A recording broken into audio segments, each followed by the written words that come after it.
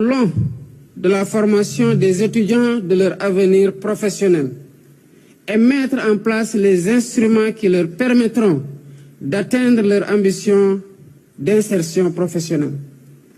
Mesdames, Messieurs, notre enseignement supérieur doit s'approprier l'évolution numérique en cours, former les ressources humaines dans les domaines stratégiques comme l'intelligence artificielle, la cybersécurité, la robotique, les data sciences et la réalité virtuelle pour accompagner le New Deal technologique. Il doit tirer profit de l'enseignement à distance sous toutes ses formes pour que le savoir et le savoir-faire soient accessibles à tous les citoyens et exploiter les multiples avancées technologiques au service de l'économie, de la société, de la culture et de la sécurité.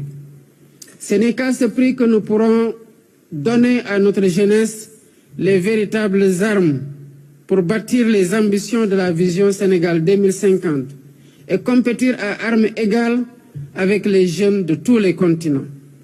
Cette ambition ne peut réussir sans infrastructures technologiques solides et modernes.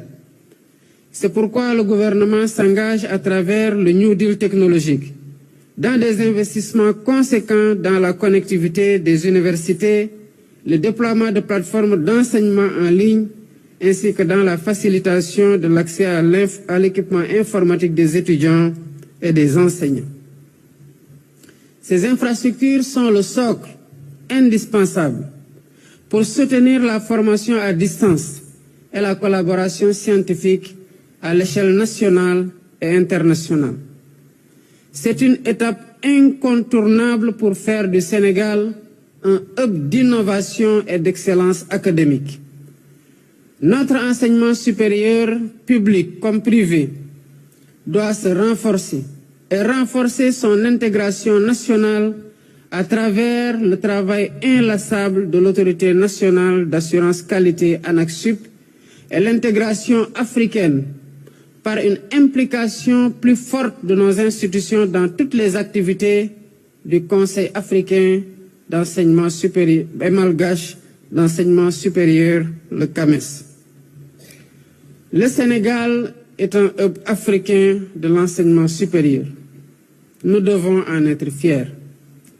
Notre pays reçoit chaque année plusieurs étudiantes et étudiants venant de pays frères.